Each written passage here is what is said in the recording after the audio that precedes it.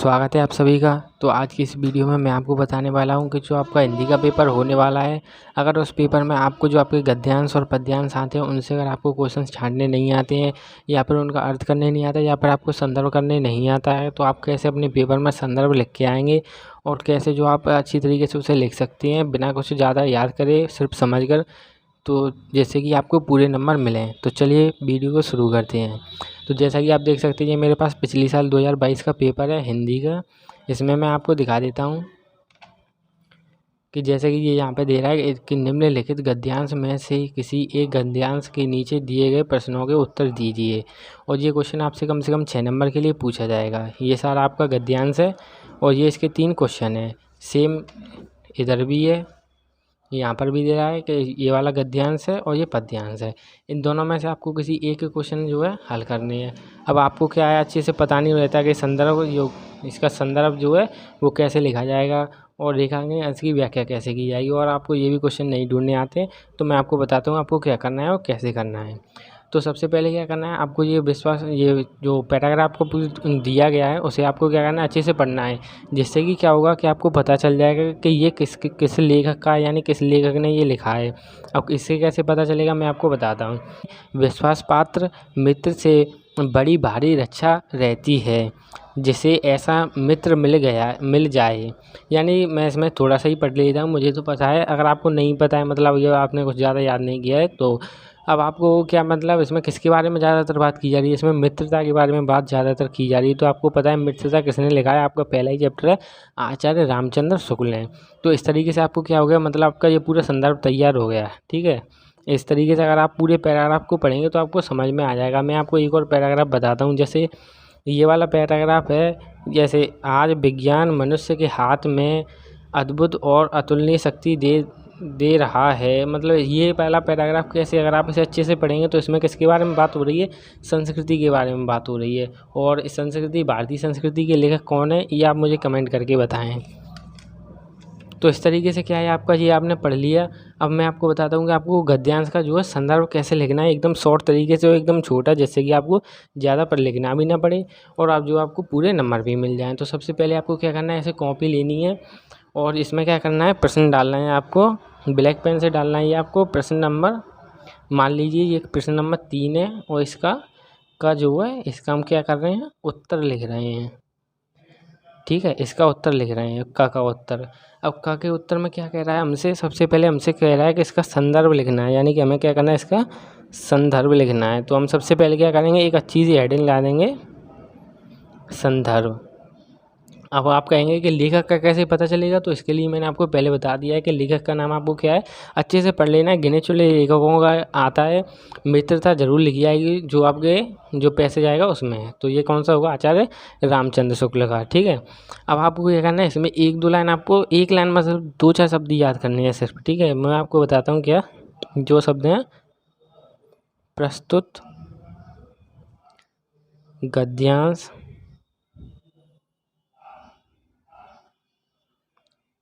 हमारी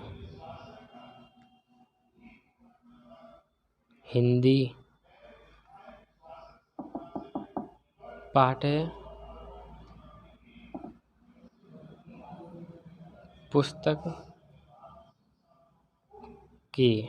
बस आपको इतनी सी लाइन याद कर लेनी है, बाकी का सारा आपको मैं बता देता हूँ कैसे करना है। कि प्रस्तुत गद्यांश हमारी हिंदी पाठ्य पुस्तक के, इतना आपने याद कर लिया सिर्फ, पाठ्य पुस्तक के। अब ये आपको पता है कौन सा है, गद्यांश है। तो गद्यांश किससे आएगा, गद्य खंड से। तो आपको क्या करना है, गद्य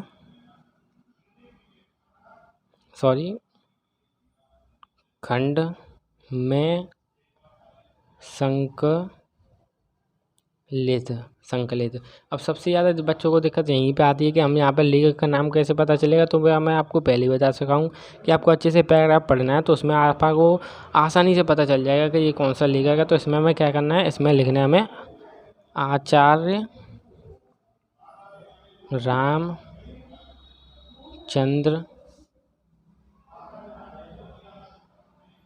शुक्ल द्वारा रचित मित्रता से लिया गया है। ठीक है, मतलब आपको अच्छे से समझ में आ गया। मेरी राइटिंग गंदी है, आप अच्छी राइटिंग लिखने की कोशिश करें। मतलब सिर्फ आपको क्या याद करना है, इतना याद करना है, प्रस्तुत गद्यांश हमारी हिंदी पाठ्य पुस्तक के गद्य खंड में, ठीक है, संकलित, इतना आपको याद कर लेना है। लेखक का नाम आपको क्या है, पैराग्राफ से ही पता चल जाएगा पढ़ के अच्छे से। और द्वारा रचित मित्रता से लिया गया है, ये भी आपको किससे पता चल जाएगा, जो आपके चैप्टर का नाम है वो आपको जो पैराग्राफ है उसी से पता चल जाएगा। इस तरीके से जो आपका संदर्भ लिख गया और इसमें से आपको पूरे 2 नंबर मिलेंगे आपको।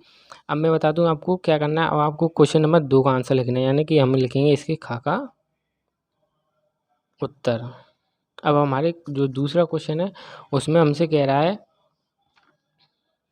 गद्यांश के रेखांकित अंश की व्याख्या कीजिए।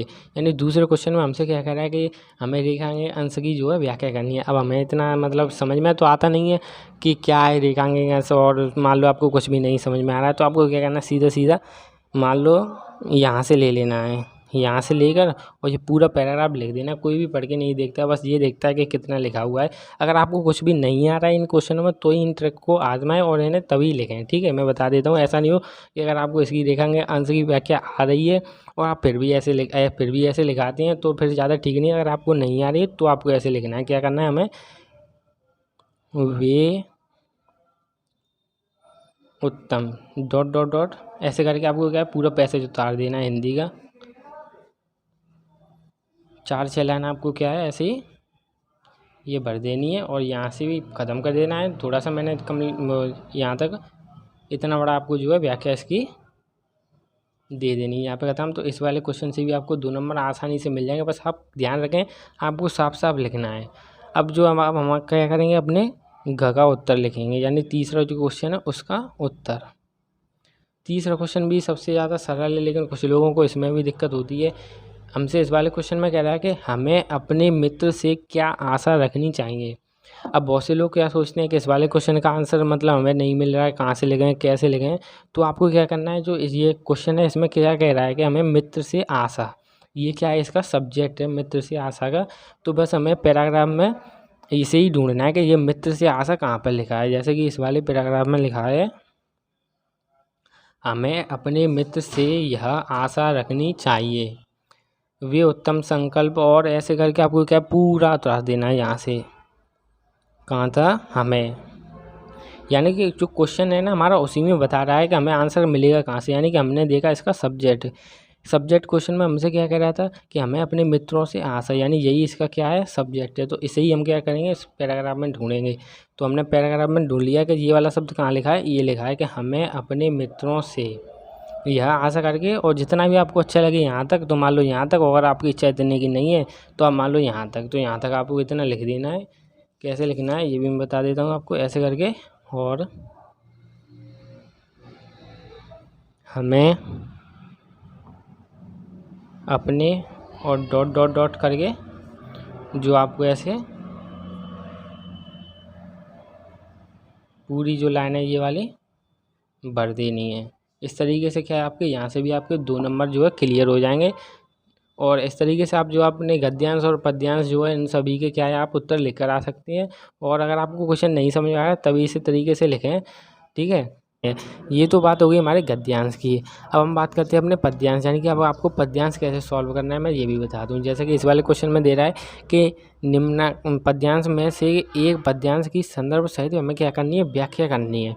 अब बहुत से लोगों को जो है व्याख्या में दिक्कत आती है कि व्याख्या कैसे करेंगे। व्याख्या के जो मतलब व्याख्या का पैटर्न जो होता है वो सिंपल यही होता है, बस ऐसे ही हमें लिखना है। जैसे इसमें कह रहा है उद्धव मोहि ब्रज बसत नाही, यानी उद्धव जी कहते हैं कि मुझे ब्रज में बसना नहीं है। ऐसे करके आप कुछ भी लिख सकते हैं। अगर आपको नहीं समझ में आ रहा है तो आप क्या करें, सीधा सीधा दूसरा जो आपका पैराग्राफ है इस वाले पैराग्राफ में यहाँ से लेकर और यहाँ तक आसानी से लिख सकते हैं। अगर आपको इसमें से बिल्कुल भी समझ में नहीं आ रहा है तब इस तरीके को आप जो है अपना सकते हैं कि यहाँ से लेकर इसमें यहाँ तक जो है इसकी जो व्याख्या है उसमें लिख सकती हैं। और बीच बीच में क्या है, इसमें से मान लो ये वाली लाइन जो है हमें बीच बीच में इस वाले पैराग्राफ में लिखते समय यहाँ पे मिक्स कर देनी है। तो इस तरीके से जो आपके पद्यांश की व्याख्या हो जाएगी। और जो आपका गद्यांश है का इसका जो संदर्भ लिखा जाएगा, संदर्भ के लिए आप देख सकते हैं कि दोनों जो ये हमारे पद्यांश हैं इनमें लेखक और चैप्टर का नाम छुपा हुआ है। जैसे कि इस वाले पैराग्राफ में आप देख सकते हैं यहाँ पर सूरदास जी का नाम लिखा हुआ है। तो ये आपको अच्छे से देख लेना है पैराग्राफ को, जो आप 2-3 बार देखेंगे तो आपको समझ में आ जाएगा ये सूरदास जी का है पद जो उन्होंने लिखा है इससे। और जो इस वाला जो दूसरा वाला हमारा जो पैराग्राफ है इसमें हमें क्या कर रहा है, स्वदेश प्रेम के बारे में बात की जा रही है। तो स्वदेश प्रेम जो है आप चैप्टर का नाम है और ये किसके द्वारा लिखा गया है, रामनिवास त्रिपाठी के द्वारा ये लिखा गया है। तो इसके भी आपको लेखक और चैप्टर का नाम पता चल गया है। सीधा सीधा आपको संदर्भ सेम इसी तरीके से लिखना है जैसा कि हमने इसमें लिखा था कि प्रस्तुत गद्यांश की जगह हमें क्या कर देना है, काट कर यहाँ पे पद्यांश हो जाएगा। पद्यांश हमारी हिंदी पाठ्य पुस्तक के पद्य खंड के, यहाँ पर भी हम क्या हो जाएगा, पद्य खंड के संकलित, यहाँ पे लेखक का नाम हो जाएगा जो भी आपके लेखक हैं। जैसे सूरदास जी हैं तो सूरदास जी हो जाएगा। द्वारा रचित मित्रता की जगह पे आप क्या कर देंगे, जो भी आपका चैप्टर का नाम है मान लो पद से लिया गया है। बस आपको इस तरीके से इसका संदर्भ लिख देना है। और व्याख्या मैंने अगर आपको समझाई दी है, अगर आपको इसकी व्याख्या समझ में नहीं आ रही है तो इसमें से पैराग्राफ में से आप लिख सकते हैं और इसमें से भी 1-2 लाइन जो है मिलाकर लिख सकते हैं। अगर आपको वीडियो अच्छी लगी हो तो वीडियो को लाइक करें और चैनल पर नए हैं तो सब्सक्राइब करें। मिलते हैं अगली वीडियो में, तब तक के लिए जय हिंद, जय भारत, धन्यवाद।